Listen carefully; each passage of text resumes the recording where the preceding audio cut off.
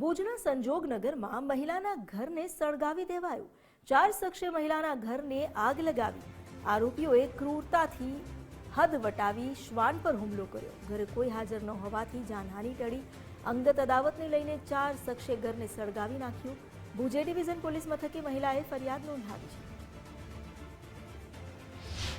મારી ઘરમાંથી ઈ લોકો પૈસા ટક્કા મારા દાગીના બધા લઈ ગયા છે। ઈ લોકો ને બ્લાસ્ટ કરીને ગયા છે મારા ઘરમાં ને ભગવાનના હુકમથી અમે કોઈ ઘરે નતા એટલે બચી ગયા।